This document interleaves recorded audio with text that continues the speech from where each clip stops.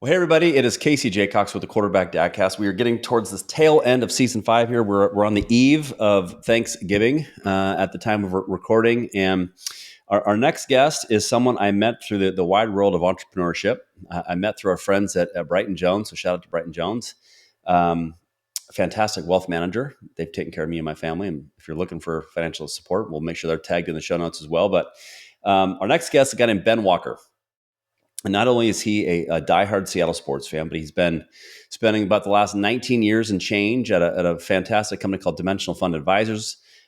He might be Bucky the Bronco. I don't know if that's true or not. We'll find out. He definitely is a Longhorn too, but he's a fan of Seattle sports. But more importantly, he's a dad, and that's why we're having him on today to learn about how Ben's working hard to become that ultimate quarterback or leader of his household. So without further ado, Mr. Walker, welcome to the Quarterback Dadcast.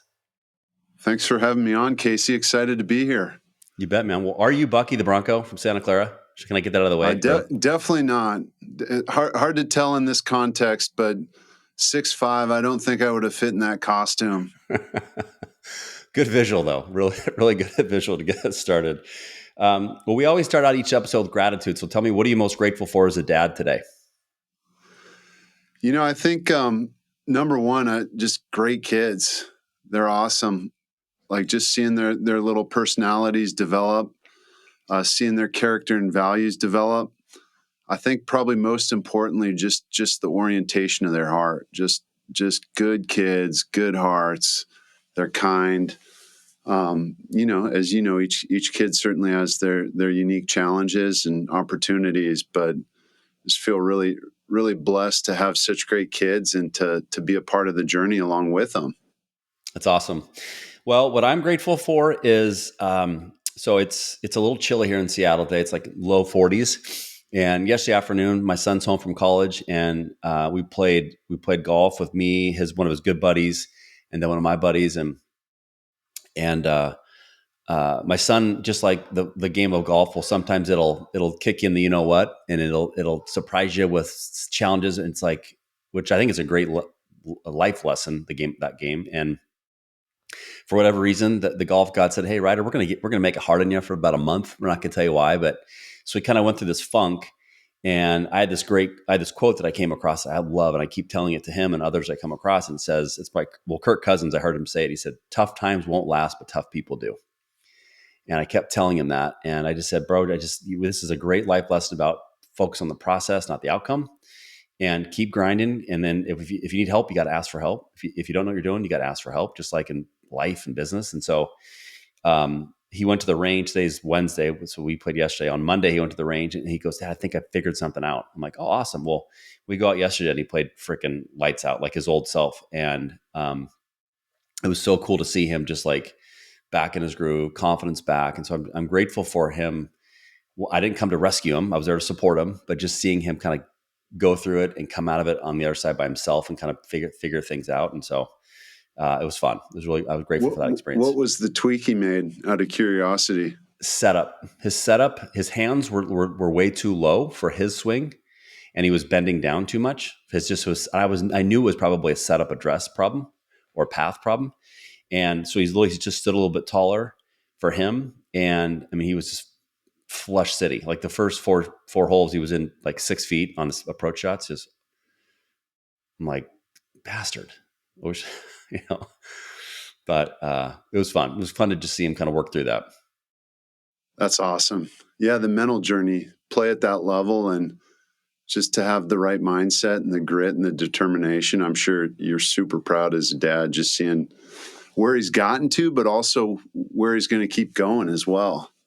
Yeah. I said, 100%. I always joke and say, "Hey, but I don't mean to burst your bubble. Prove me wrong. You're probably not going to play in the PGA Tour. You could, probably not." I said, "But like all these lessons of the game of golf that you're learning, they're life lessons. They're going to prepare you for something in life, whether it's, a tough boss, a tough employee, a tough teammate, whatever it may be." Even like, but yeah, I am proud. It's been fun. I'm just grateful to just see this journey and be a part of it. So yeah, that's cool. Well, my dad had a similar thing he would say growing up: when the going gets tough, the tough get going. And just that lesson in grit, determination, resilience. I mean, such a huge characteristic and value to have in life. Oh, big time. Yeah. When's I mean, last time I checked, life's hard and life's not fair. Um, but we're big into mindset in our house, and so like that's a lot of things I work with him and my daughter on is like the things you can control is as hard as it is sometimes you can control your mindset, you can control how you respond, you can control how you show up, you can control how you prepare, you can so much you can control. So it's fun to see just fun to see them adopt those things, but Yeah, they got a lot of life left. But that's cool. We talk a lot about similar things. You have a choice in how you react, and you have a choice in how you choose to let it affect you. yeah, And 100%. so just being cognizant of that is huge. Hard, but not always easy.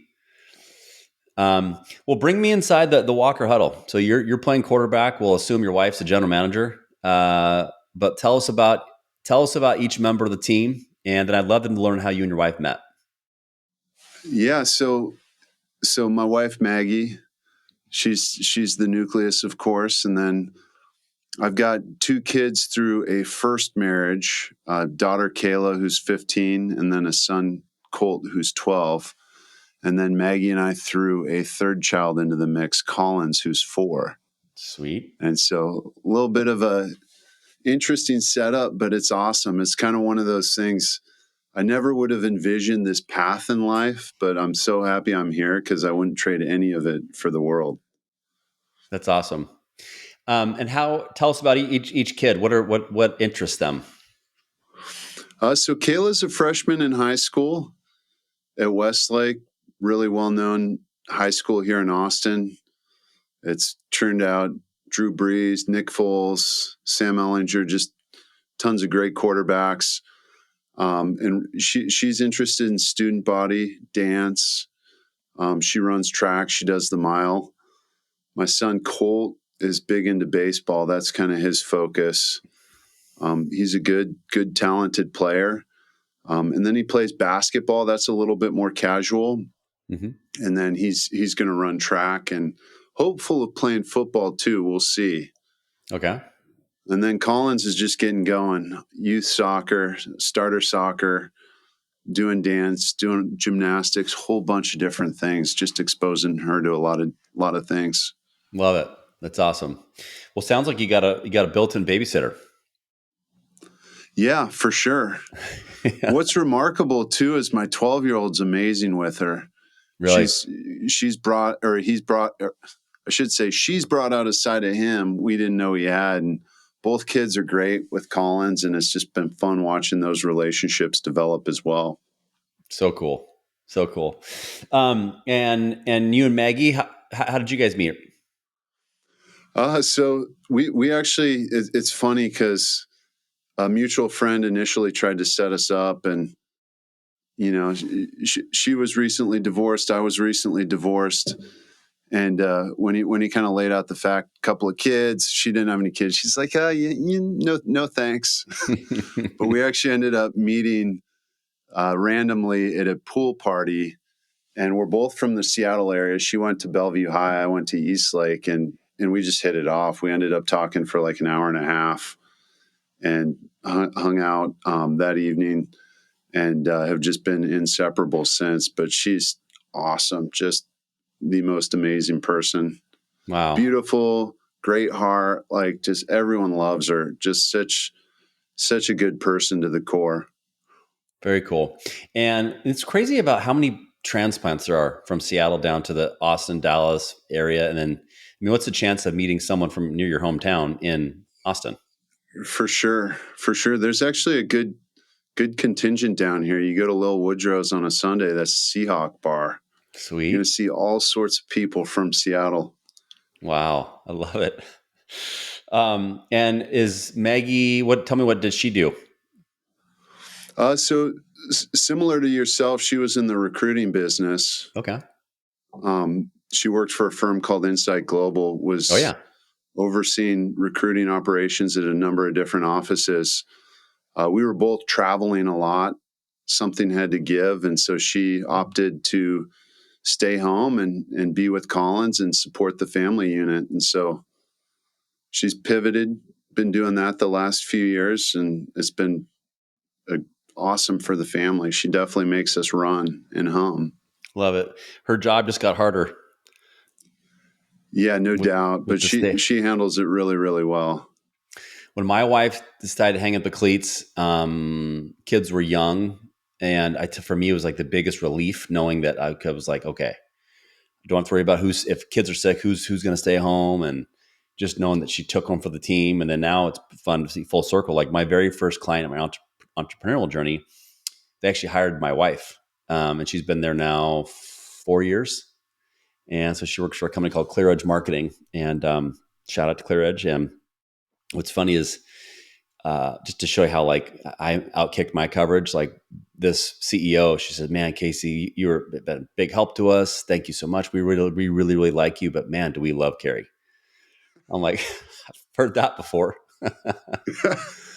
That's So awesome. I try to pick and choose where I get Carrie introduced, so I don't keep myself bumped down. But she definitely keeps me humble and grounded, which is I think every good dad needs out there. Every male needs. Fantastic when you can outkick your coverage. I certainly did as well. It's funny. Inside Global, there, my obviously I know them very very well from my time in the industry, and I two of one of my former boss's kids now work for Insight Global in like recruiting and sales roles. So it's kind of neat to see full circle how and that company's been they've done fantastic. They grew big time, and so shout out to Insight Global for listening. Um, well, I always like to go back in time with my guests and to understand like what was life like growing up for you, and talk a little bit about mom and dad, the impact they had on you now that you're a dad. Yeah, for sure. It's interesting because it's one of those things that you don't fully appreciate until later in life Mm-hmm. when you're kind of reflecting on your childhood and how it helped shape you. Yeah. And then, of course, when you're a dad as well, and you're kind of contrasting your experience with how you grew up, and definitely a ton of appreciation for my parents. They both came from humble beginnings. My mom's dad was actually in the 101st Airborne in World War II, Wow. involved in some of the most intense fighting. Flew into Normandy on a glider, was in Battle of the Bulge. He was Wow. in the unit that was famously encircled by the Germans, and when they radioed in for surrender, General McAuliffe said "nuts," and they didn't quite know how to translate it. Basically, no way in heck. And so that's kind of a famous story. And so he served in World War II. Just remarkable what he was a part of. But when he came back, he took over the family tanning business, and they used a lot of chemicals that were carcinogenic. And so I actually ended up dying of cancer when he was my age, 45. And so my mom Wow. was 16 when he passed, and my grandmother was a widowed school teacher with 6 kids. Wow. But just a remarkable woman, remarkable family. Just put tremendous value on education. My mom actually went on to become a doctor, which is where she met my dad, University of Chicago. And then similarly, my dad had humble beginnings as well. He actually grew up about 2 to 3 miles away from where you played college football on the old Vantage Highway. His family ran an egg farm, and he was up before school, 4:30, 4:45 a.m., picking eggs, go home after school, just tremendous work ethic. Got a rural outreach scholarship to University of Chicago.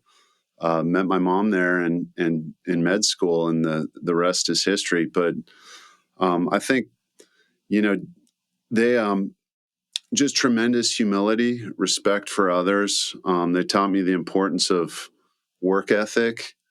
There's no shortcuts in life. Yeah. Um, it's funny, they both worked, as doctors, and so we were often the last ones from daycare getting picked up, and they always felt bad about it. But never really fazed me. If anything, their example and how hard they worked was inspiring and helped shape my journey. They were also big savers, you know, critically important, with there's no shortcuts in investing either, and saving money, investing it well. And they were always just super diligent along those lines as well. And I think that kind of helped shape my interest in finance. Of course, the importance of family and investing in your kids. My dad was one of those guys who never drove nice cars, didn't care to, but always super supportive of the kids and wanted to make sure that we could go to good colleges and help facilitate that. And that always meant a ton. And then just the grit and resilience as well. We kind of touched on that earlier, but just continuing to grind and push through life's challenges. But that may have been partly developed too by being a lifelong Seahawks fan, as you know. Oh yeah, But we've had to learn. I remember many a days I was crying on Monday Night Football when we would sucked so bad. yeah, the famous Bo Jackson performance, and Oh just yeah. years of mediocrity.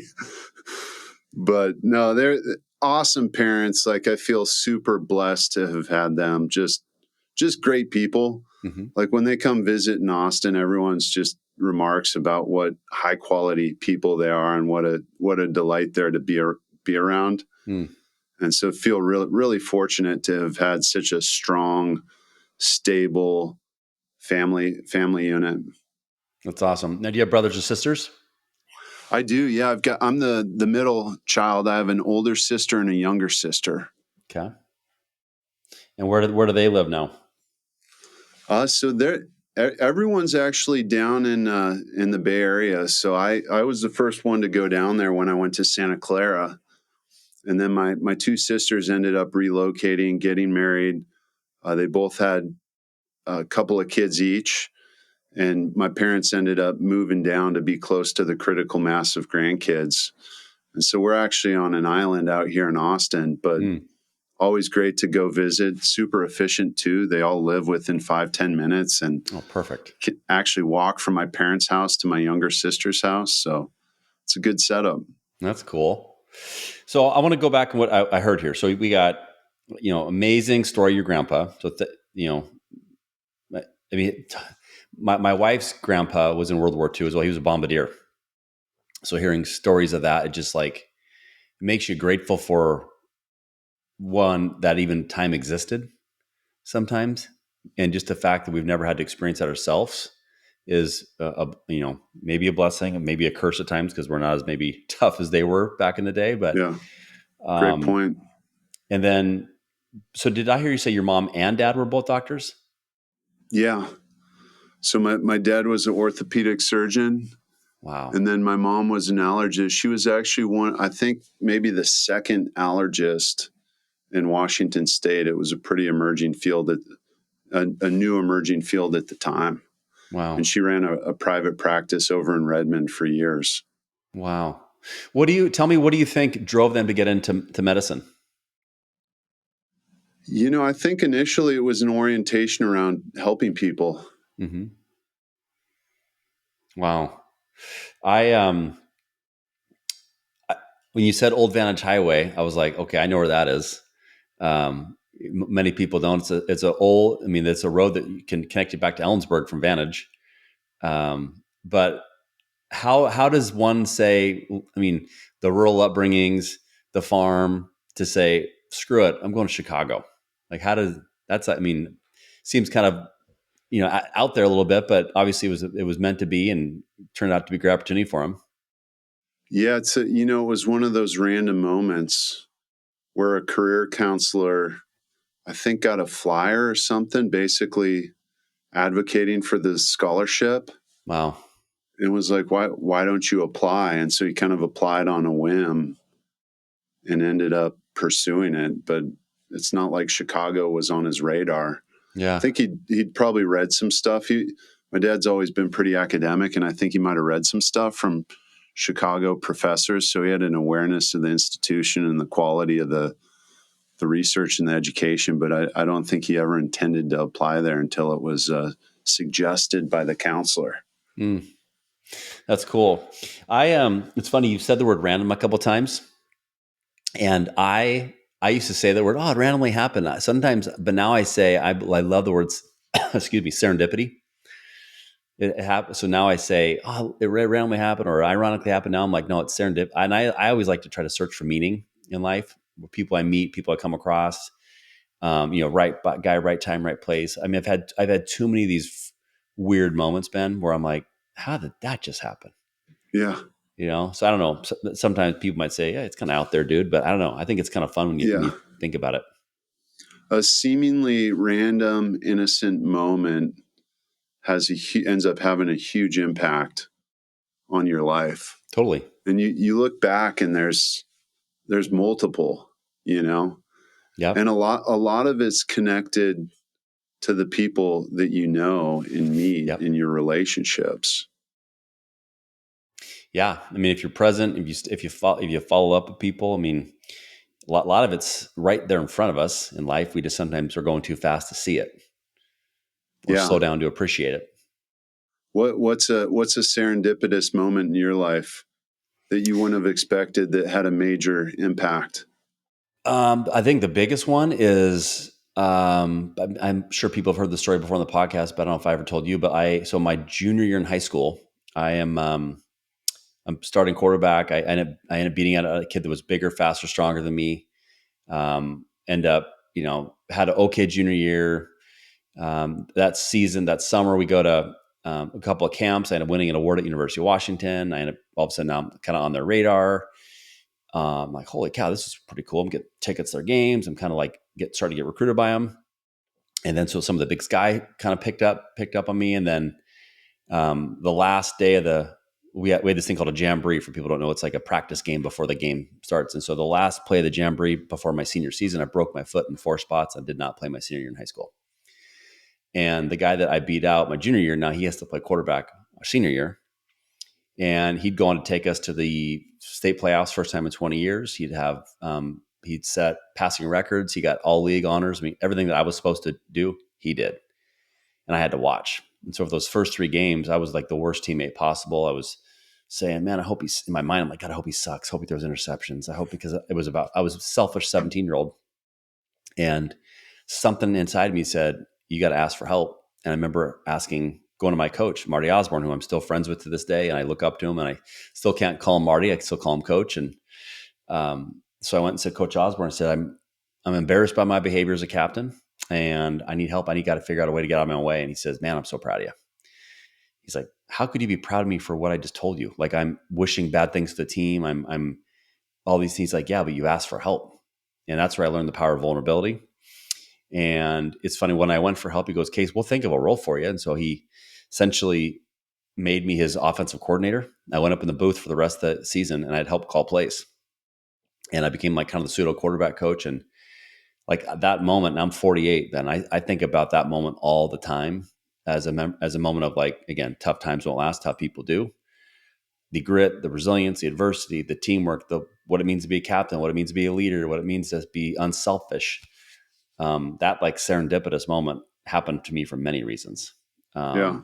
So Well, also the self-awareness, yeah, as simple as that sounds, that's such a huge differentiator in the business world, in my opinion, is being introspective and being able to analyze your own behavior and kind of have a sensitivity to how you're impacting others. mm. And so to be able to do that at 17 is pretty remarkable. Well, I think that's a tribute to my parents, tribute to my coaches, the leaders around me that that helped shape that person.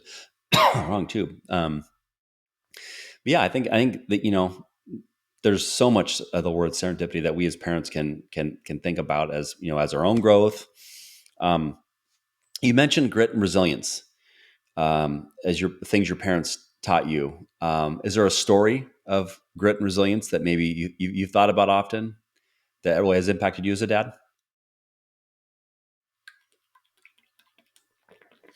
Well, I think just going through life's challenges. Obviously coming up academically. Um, I was a little bit of a late bloomer. I was definitely heavy on effort, lower on skill. I also had hip issues, so that kind of limited me athletically. So I always kind of had to work hard. Things didn't Mm-hmm. necessarily come natural, but I learned that if you keep pushing, you can generally do pretty well if you bring a high level of effort. I think when, so. One of the insights I've come to appreciate later in life is, my my uh, my dad in particular always emphasized that it's not about the grades; it's about the level of effort. And so he tried not to put pressure on us around the result. He was more focused on how we were approaching the endeavor. And what kind of clicked later on is like, well, you bring the effort, you're generally going to get the result. And Yeah. so we always got good grades, but we didn't have the pressure of him looking over our shoulder and questioning why we had, you know, 4 A's instead of 5.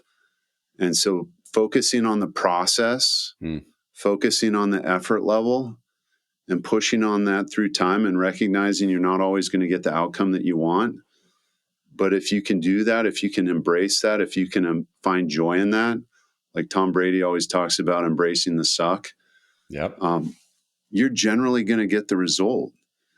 And Angela Duckworth wrote a great book on grit. I actually was turned on to it through Pete Carroll. Yep. I always kind of enjoyed Carroll's leadership style. And so he kind of turned me on to that concept, and he was emphasizing it as a value on the team. And likewise, I've tried to emphasize it in the business setting. But a lot of the world class performers, they're not focused on the accolades or the award. They're focused on the process, and they find tremendous joy in mastering or working towards mastery in a particular craft. And so, obviously a little bit less developed as a kid, but some of the things my parents emphasized certainly pushed me in that direction. Love it. Well, I think the other thing I'd say on that, Ben, is the best performers in life, no matter what job you have, want to be coached. They want to be held accountable. They want to be pushed. And when you're saying this, I was looking up this thing on my phone here on Instagram. There was a story that hit my feed this morning when it was from Michael Jordan. He said, when asked what he thought his best skill was, Michael Jordan responded by saying, "I was coachable, I was a sponge and aggressive to learn." Which I love that, and it makes, when you were saying that, made me think of it again, because those are things we have control over. Yeah. We have control over. So I do this workshop on feedback with many of my clients, and I've got a bit on Jordan from Founders Podcast Hmm. about growth mindset, and he was tenacious and proactive in seeking out feedback. He was constantly asking his coaches what he could do better. Hmm. And so here you have the best player on the team, the best player in the world, but he's not resting on his laurels. He's continuously trying to learn and improve. And that was pretty well documented across a lot of the people and coaches in his life, which is pretty remarkable. You made me think of something. So, like, one thing as like I think as I would say, an A personality, high achiever in life. I definitely have many gaps, but like, I think because of the adversity I went through with football and the coaches I had in football, that just that constant continuous improvement for growth. I think that there's a lot of good in that. The bad side of that is sometimes you have unrealistic expectations for people around you, and you Yeah. expect a lot out of people, which is good, but also it can be bad. And I think I've told a story, recently on, I can't remember, maybe a recent episode where, when I started my coaching journey and entrepreneurial journey, I was so excited about it. But my wife's like, at one point I was so wrapped up in it. She's like, "Hey, what happened to Casey?" And she's like, we don't want to be coached at home. We want the dad back. And it was just like a great punch in the face. But I was like, oh man, did I need that? Because I don't want to be that guy. And I used to joke, like, my buddy who's a cop, he's not telling me, "Hey, Case, I pulled a guy over at 34 and a 25. Man, I got him good." Like, I don't care.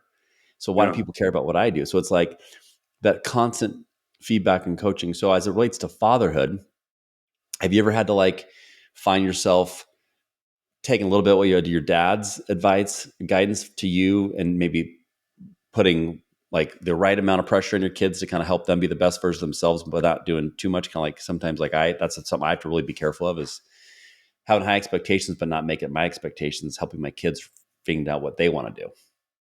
Yeah, it's a great point, and he was definitely better at it than me. Um, it's something I think about a lot because you try to help, Mm-hmm. but your kids don't necessarily perceive it with the same intent that you perceive it. And so, to your point, you got to kind of let them find their own way to a degree. But you also want to invest in their success, and you want to be helpful, and you want to bring guidance and positive energy. And it's a tricky balance to find. Sometimes I miss shoot, sometimes I feel good at it, but it's definitely it's an ongoing conversation in my head for sure. Mm. I found the power of curiosity. Our boy Ted Lasso. Uh, I love curiosity. It's something I'm like almost obsessed with. But I always try to find myself before I give feedback to my kids or to my, whether in the coaching world I do for work. I'll say, "Tell me, would it be helpful if I shared a story on where I sucked or where I had challenges similar to you?" And I find like when I do that with my kids, it kind of like sets the it removes the fear, like they're going to let me down, and I go first by saying where I sucked, and then it's like, oh, okay, I don't have to be perfect, and and so I don't know if that's the right way or wrong way to do it, but for me, I'm finding it's like it's Yeah, helpful connecting with them better. yeah, that's great point. I also try and take a Socratic approach because a lot of times they have more self awareness about what you're thinking than you might give them credit for. Yeah, And so if you ask questions and kind of let them reflect in the journey, and they can kind of make it their own, you can get to the same spot without it coming off as directive. Like I'm the same way in business. One of the things I love about my current role is just the entrepreneurial flexibility and being able to tackle these ambiguous problems or challenges in creative ways. I don't want someone looking over my shoulder telling me what to do yeah, necessarily. You obviously want feedback and advice, but you don't want to be micromanaged. And so I remind myself that all the time. Like my kids don't want me over their shoulder telling them what they need to do every step. And so I need to kind of let them discover it on their own and be judicious in how I approach it and ask questions. And got a lot of great dads and moms I work with, and I've drawn a lot of insights from folks across the team who have kids that are a little further along. And hey, how'd you approach this situation when your kid was 12? And mm. feel really fortunate to have so many great people to draw on. Tell me what's been the best. You made me think of something to ask you. Tell me what's the best um, piece of advice that you've received from an older dad with more experience than you, if something comes to mind.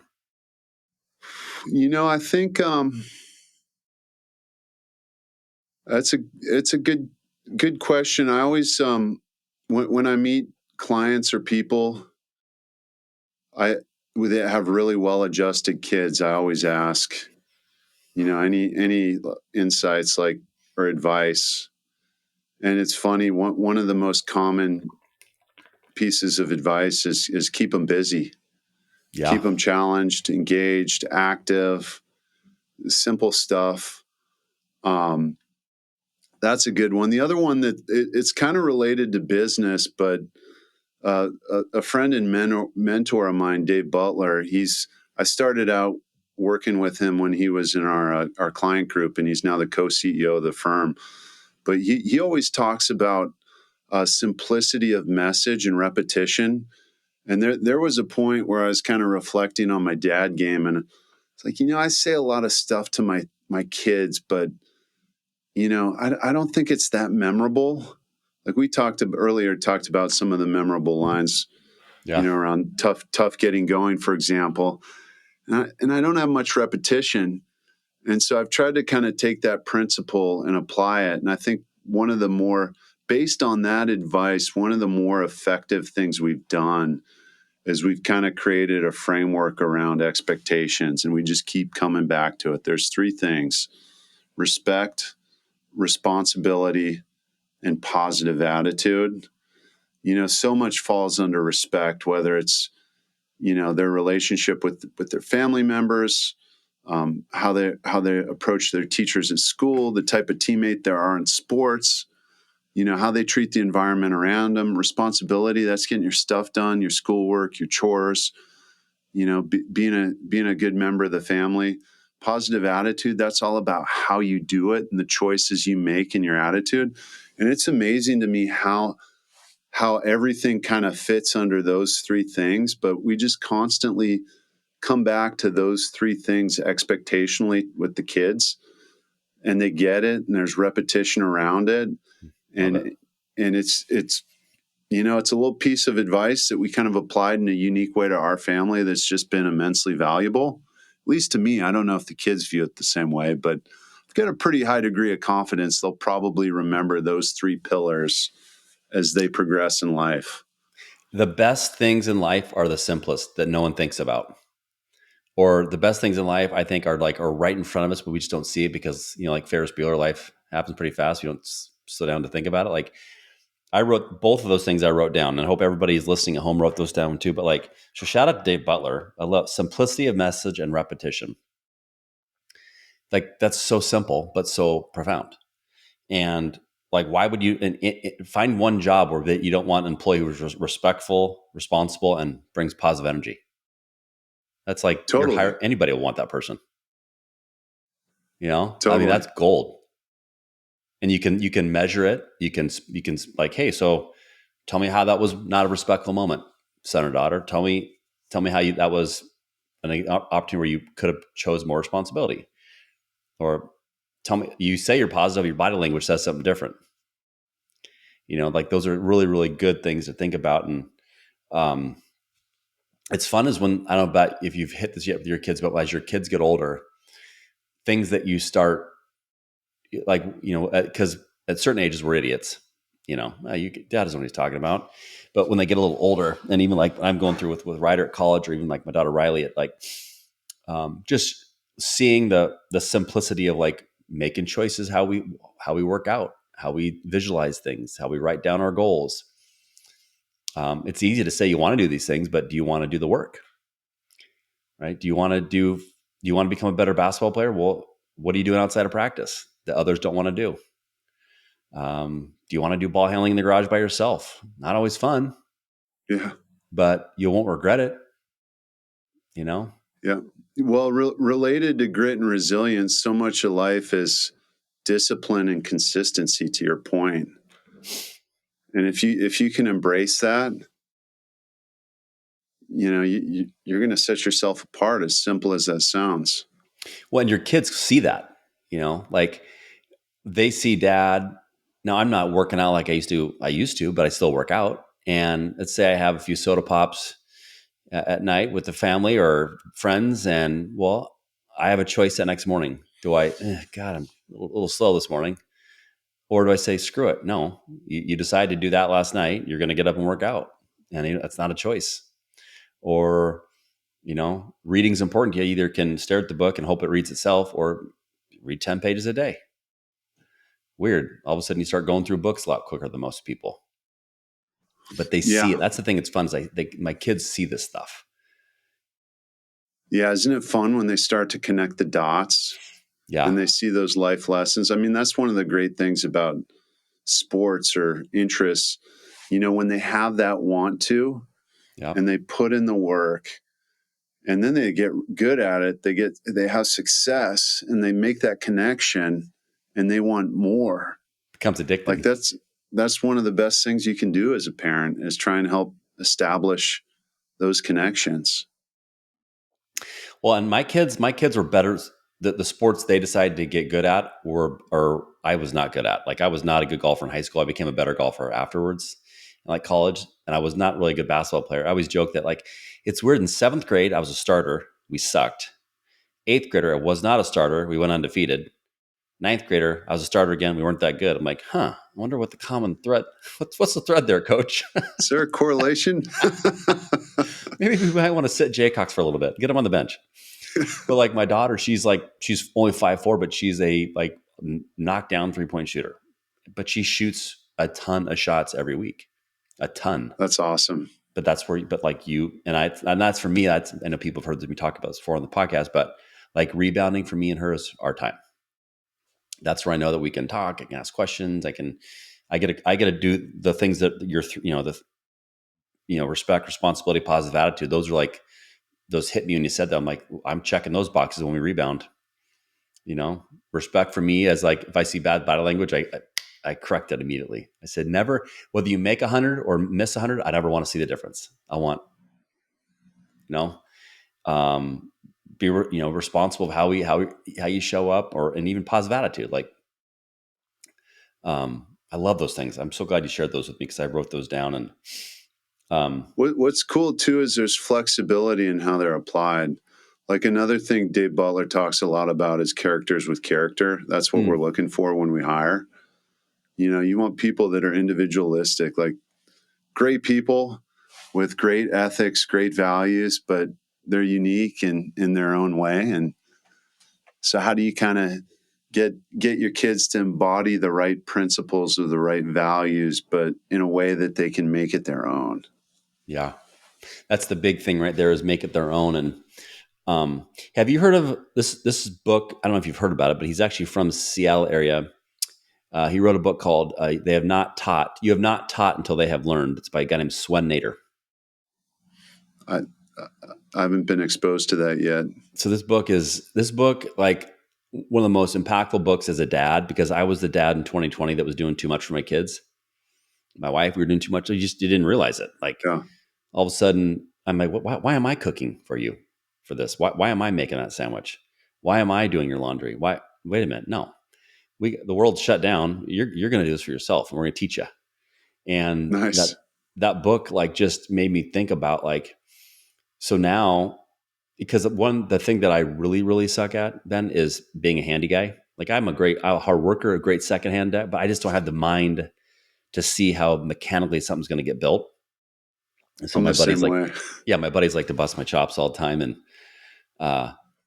but, but like, I'm trying to like help my kids think through these things. Like, even though I don't know how to do it, but at least we have two people that don't know how to do it together. Let's try to figure it out together.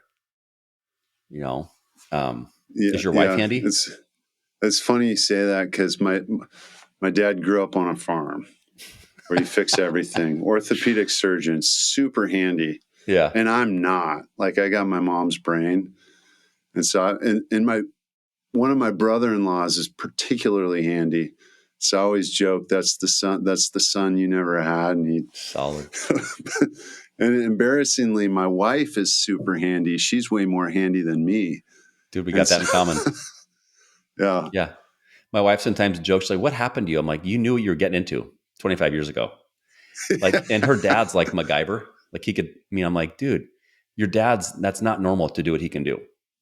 Right. And so like my sarcasm usually kicks in when my buddies make fun of me. I'm like, hey, how many words can you type per minute? Or how many people can you speak to in front of a stage without getting nervous? And so when I Hey, hear, there's something to be said for specialization. Being yeah, really good at a few things in life, as long as they carry value to them. right.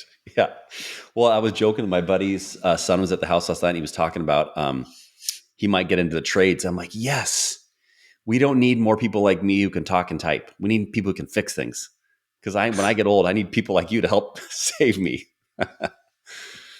Okay, so respect, responsibility, positive attitude. Would you say are those the values that drive the Walker household, or is there something else that's important to you?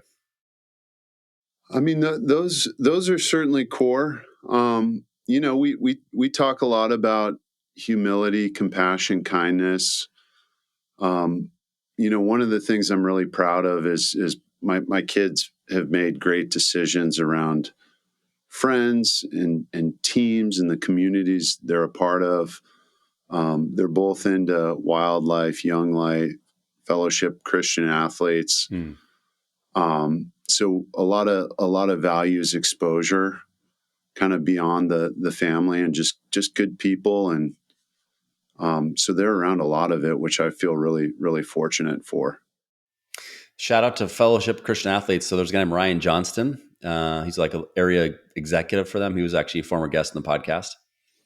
Awesome. Guy named John File up in Bothell, former guest on the podcast. He is very involved with that. I've had multiple coaches from Pacific Lutheran on the podcast.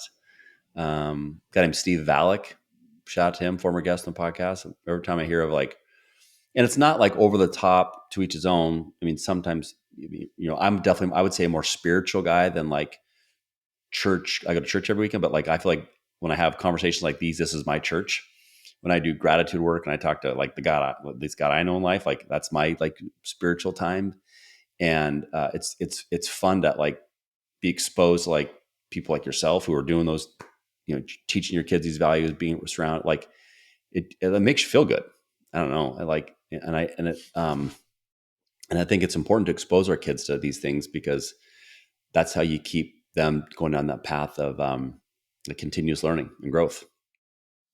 Well, for sure. To a large degree, we're all products of our environment and the people we choose to associate with. And when you associate with good people, with good values, those serendipitous moments, as you mentioned earlier, can occur Yep. in really positive ways. And so it's just cool to see that they have fun, and they've kind of chosen to seek it on their own, which is awesome. And Love obviously it. we do everything we can to support.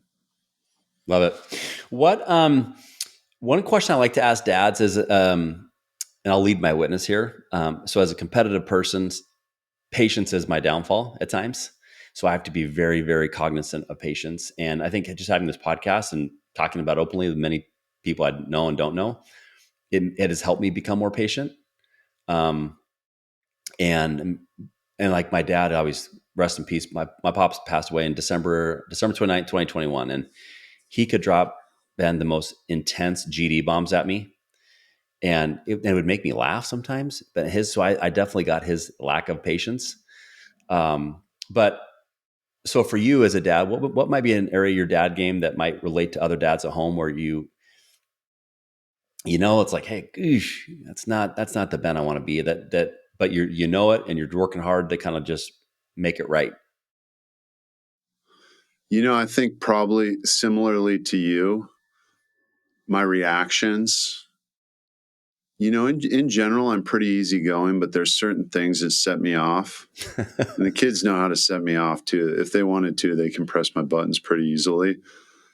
But making the same mistake over and over, especially after we've talked about it, not listening, being respectful, and then negative self-talk, not being positive.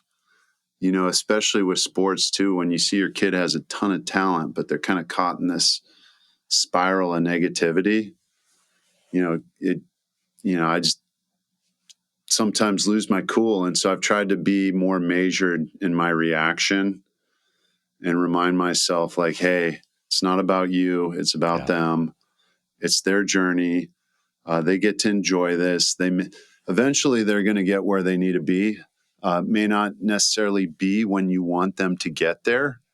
Like you'd want them there earlier, but just letting them kind of be on their own journey and being a little bit more disciplined in my reactions.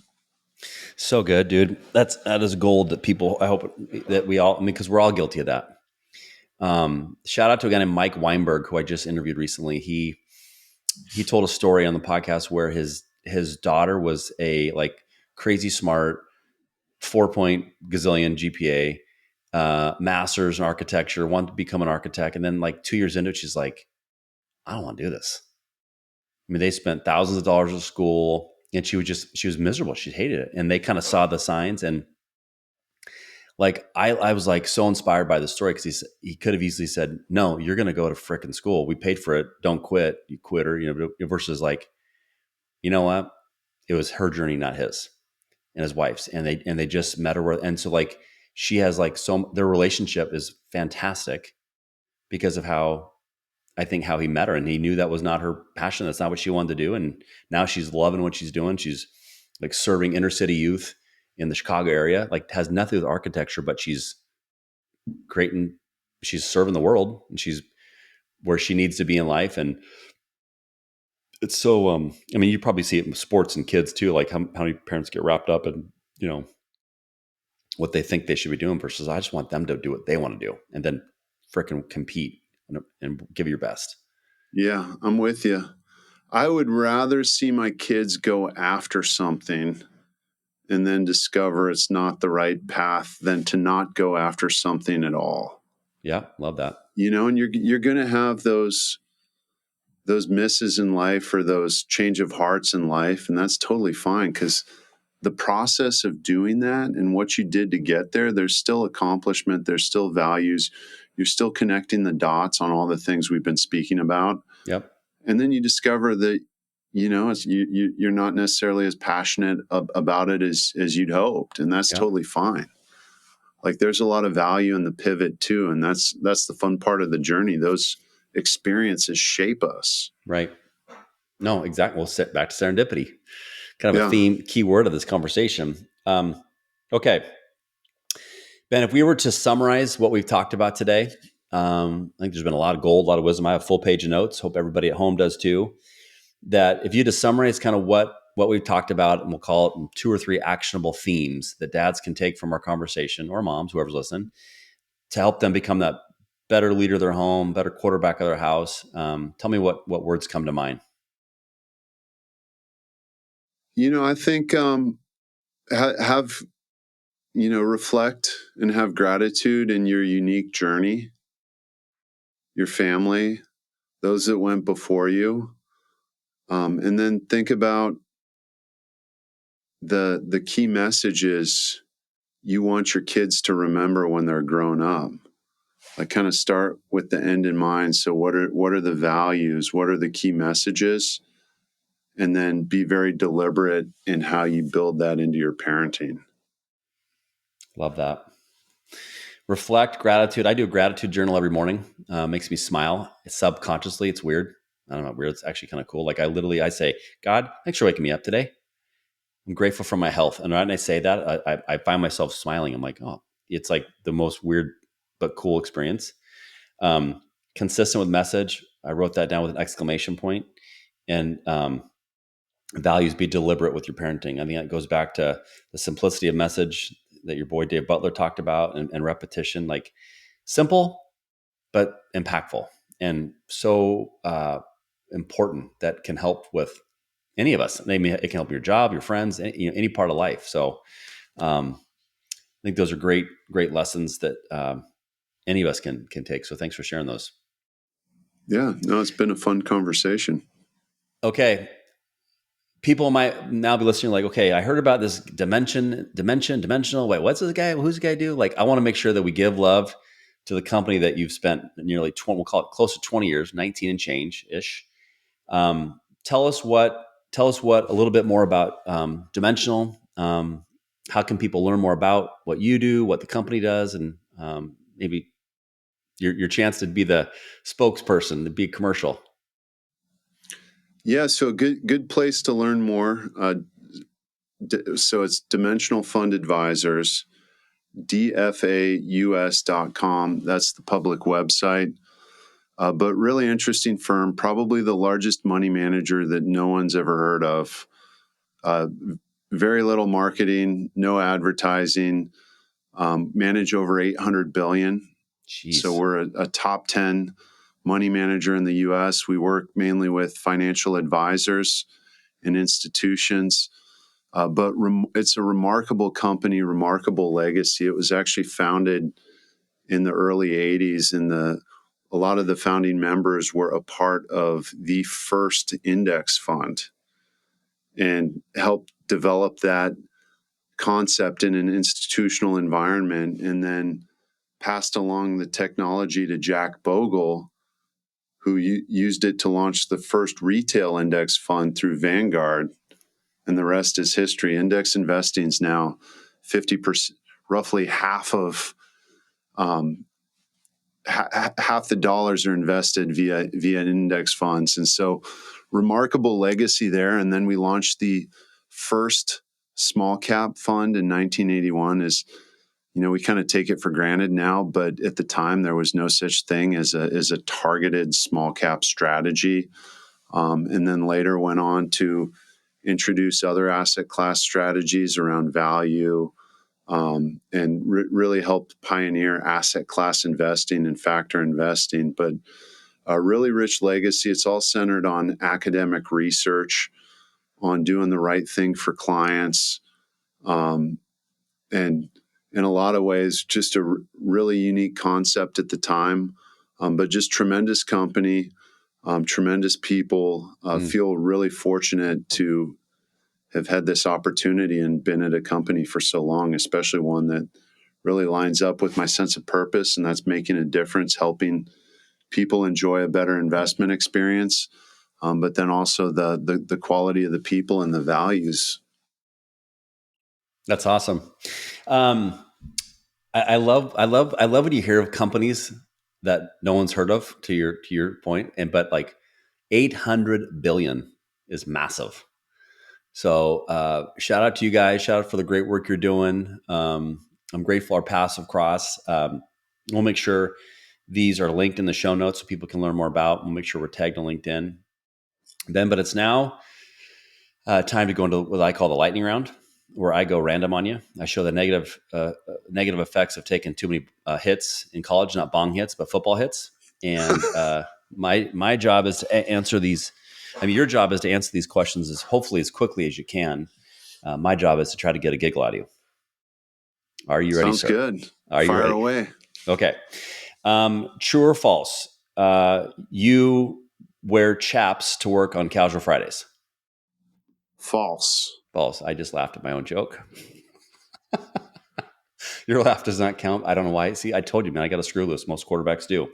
What would be the one song that if we went into your phone might surprise your employees you listen to? Gosh, I listen to the full gamut. I listen to country, reggae, pop, rap, you name it. So I think maybe the breadth, and then some of the categories maybe being a little unexpected. So when we listen to rap, what's your go-to dance move? We a Running Man guy, Roger Rabbit? I'm not a great dancer. I don't have a great sense of rhythm, but I do have one party trick, and I can do the worm really, really well. So True or false? I just taught my son to do the worm this week. true. That's a true. Yeah. Stuck the dolphin dive right into the worm. My son's like, damn, Dad. I'm like, yeah, I still got it, bud. Great party trick for sure. It's Now, are rare you I a break it dolphin? out these days, but that was definitely a staple throughout weddings in my 20s and early 30s. Were you a dolphin dive guy? Oh yeah. You I'd kind of go hold it. that was kind of the most shocking part. Love it. Some massive dude launching in the air, and I'd be lying if I said that I didn't split my chin open once or twice. So good. Well, next time when we meet in person, maybe we'll do a dolphin dive off and we can judge each other. Since the theme of continuous learning on this podcast today. So yeah, my ground game's not great, but the dolphin dive should still be strong. Tell me the last book you read. Gosh, what? The Power of Habit. Okay. If you were to go on vacation right now, you and Maggie, no kids, tell me where we're going.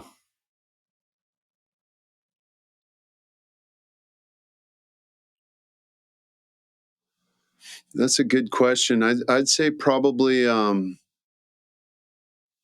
New Zealand. Solid. Mix Never been. of outdoors, wine, amazing experiences. No kids means we could hit it hard, have fun. Love it. If there was to be a book written about your life, tell me the title. All effort, Oh, no okay. All talent. effort, no effort. What is it? All effort, no talent. Yeah. Okay. So Ben, believe it or not, every airport I go to, it's there for sale, but there's no books there. They've sold out. I go to Amazon, it's sold out. these book is just flying off the shelves because everybody wants to hear Ben Walker's story. They're trying to get it, but it sold out. So then Netflix has found out about it, and they want to now make a movie about all effort, no talent. And you are now the casting director. So tell me, who's going to star you in this critically acclaimed hit new movie on Netflix? It's a tough call. I'm not sure. Not sure there's many oversized actors. I think Vince Vaughn's 6'5". I don't. Yeah, the darker complexion though, a little too witty for me. How about Robert Redford? He's I don't resting. know. You know what's funny is I've probably been told by at least 3 or 4 Uber drivers that I look like Gronk. So maybe we can go with the unique choice, Rob Gronkowski. Gronk is going Does to, that I love count? it. Gronk, you made it, bud. You are now from the Tampa Bay right to Hollywood, and you're going to be in a movie about all effort, no talent. Solid. Okay. And then last question. Tell me 2 words that would describe Maggie. Good question. I think